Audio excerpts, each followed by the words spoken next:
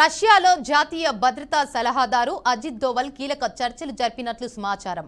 Russia అధ్యక్షుడు పుతిన్తో అజిత్ దోవల్ సమావేశమయ్యారు. ద్వైపాక్షిక భద్రతపై పుతిన్, దోవల్ చర్చలు జరిపారు. భారత్ రష్యా వ్యూహాత్మక భాగస్వామ్యంపై విస్తృత చర్చలు జరిపినట్లు తెలుస్తోంది. ఈ ఏడాది చివర్లో భారత్లో పుతిన్ టూర్ షెడ్యూల్పై కసరత్తు జరుగుతోందని దోవల్ తెలిపారు.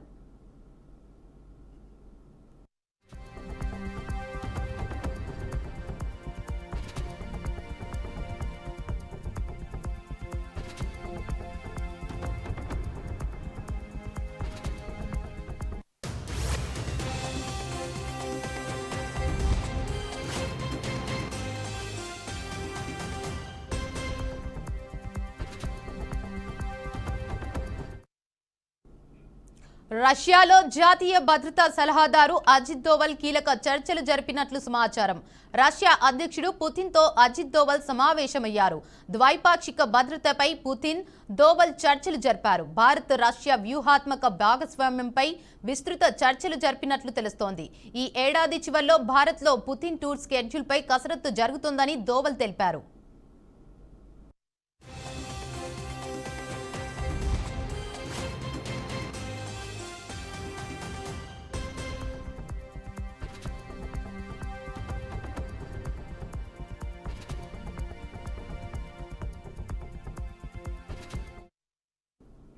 ఇక దీనిపై మరింత సమాచారాన్ని మా ప్రతినిధి నాయుడు అందిస్తారు. నాయుడు,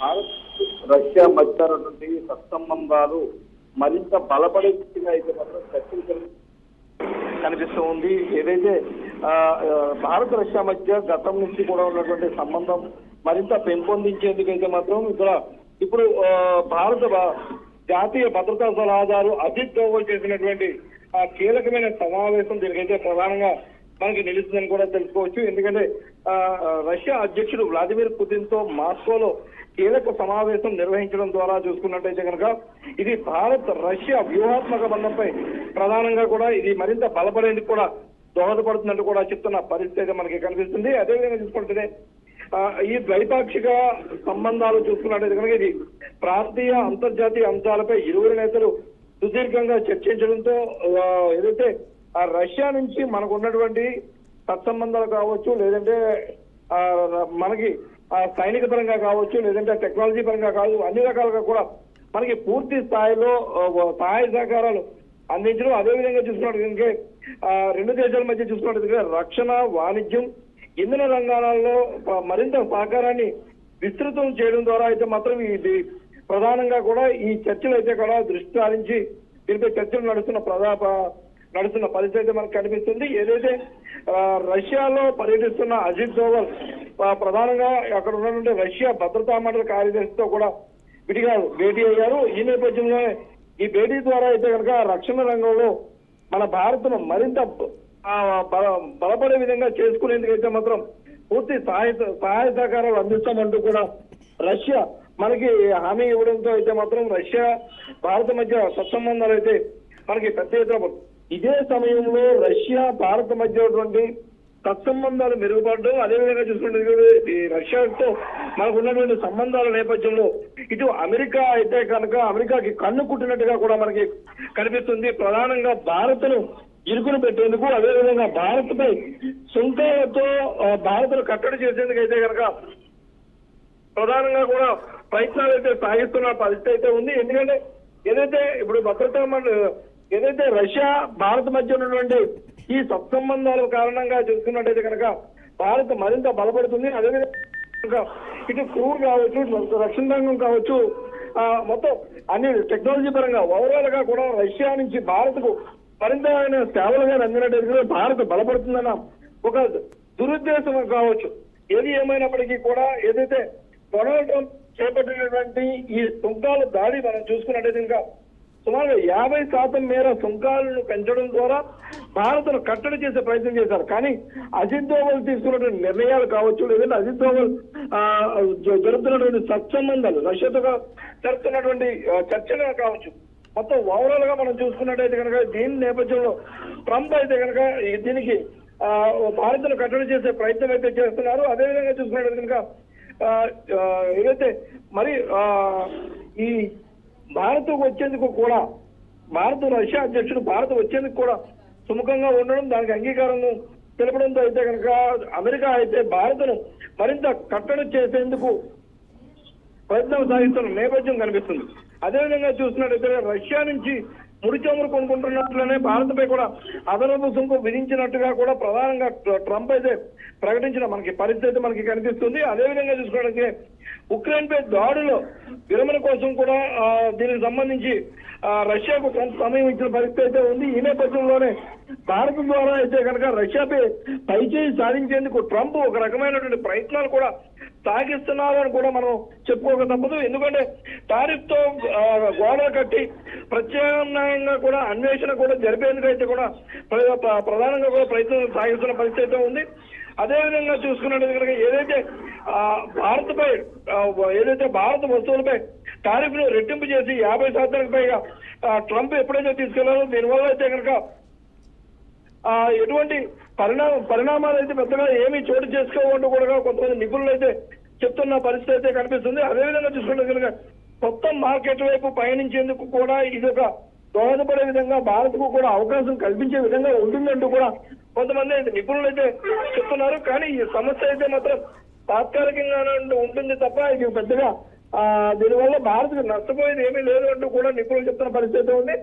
అమెరికాలో చూసుకున్నట్టు కనుక అమెరికా టారిఫ్ల నేపథ్యంలో అయితే కనుక కొత్త వైవిధ్యమైన మార్కెట్లు అయితే పెద్దగా కూడా ఏమీ ఉండకపోవచ్చు. కేవలం వాహన విడిభాగాలు తయారీ వైపు ఇచ్చుకోవాల్సినటువంటి కొన్ని పరిశ్రమలు ఏవైతే ఉన్నాయో వాటి విభాగాలు కొన్ని ఇబ్బందులు తలెత్తు వచ్చినాయేమో తప్ప అంతకుమించి పెద్ద ఇబ్బందులు ఏమో కూడా లేవంటూ చెప్తున్న పరిస్థితి ఉంది. అదేవిధంగా చూసుకుంటే ప్రధానంగా ఫార్మా రంగానికి సంబంధించి చూసుకున్నట్టుగా ఫార్మా రంగాన్ని మినహాయించినట్టుగా కూడా ఎంతో మనకి తెలుస్తుంది. ఓవరాల్ గా చూసుకున్నట్లయితే కనుక భారత్ను కట్టడి చేయడంలో అయితే మాత్రం ఇటు అమెరికా అయితే మాత్రం చెందొచ్చు అంటూ కూడా చాలా మంది నిపుణులు అయితే చెప్తున్న పరిస్థితి మనకి కనిపిస్తూ ఉంది. Right, thank you Naidu.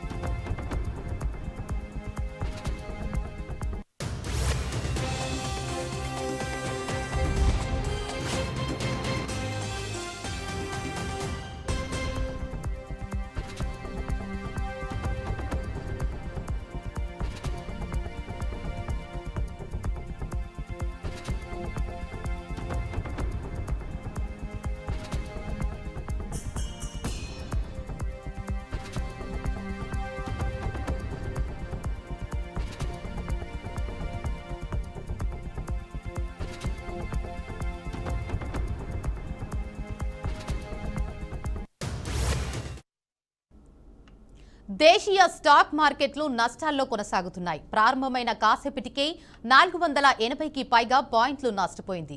Nifty 150 పాయింట్లు నష్టపోయింది. స్టాక్ మార్కెట్లపై ట్రంప్ టారిఫ్ల ప్రభావం పడటంతో ఐటీ, ఫార్మా కంపెనీలు నష్టాల్లో పయనిస్తున్నట్లు తెలుస్తోంది.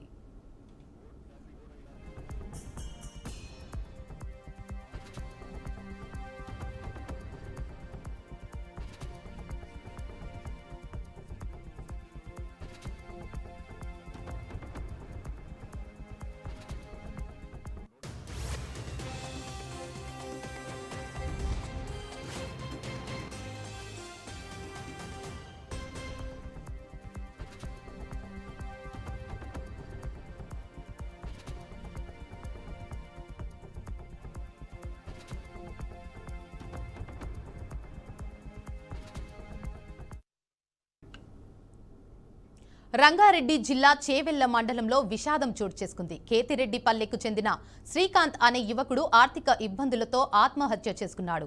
శ్రీకాంత్ తల్లిదండ్రులు చిన్నప్పుడే చనిపోవడంతో తన బాబాయ్ కృష్ణయ్య దగ్గర జీవనం కొనసాగించేవాడని గ్రామస్తులు తెలిపారు. 6 నెలల క్రితం ట్రాలీ ఆటో తీసుకోగా ఒక ఈఎంఐ కట్టాల్సి ఉండగా చేవెళ్లే మండలం చోళ ఫైనాన్స్ వారు తీసుకెళ్లడంతో మనస్తాపానికి గురైన శ్రీకాంత్ ఆత్మహత్య చేసుకున్నట్లు చెప్పారు. 3 రోజుల క్రితం డ్రైవింగ్ కు వెళ్తున్నానని చెప్పి వెళ్లాడని బాబాయ్ కృష్ణయ్య తెలిపాడు. కానీ వారి పాత ఇంట్లో నుంచి దుర్వాసన రావడంతో గమనించిన గ్రామస్తులు పోలీసులకు సమాచారం అందించారు. హుటాహుటిన సంఘటన స్థలానికి చేరుకున్న పోలీసులు పోస్టుమార్టం నిమిత్తం చేవెళ్ల ప్రభుత్వ ఆసుపత్రికి తరలించారు.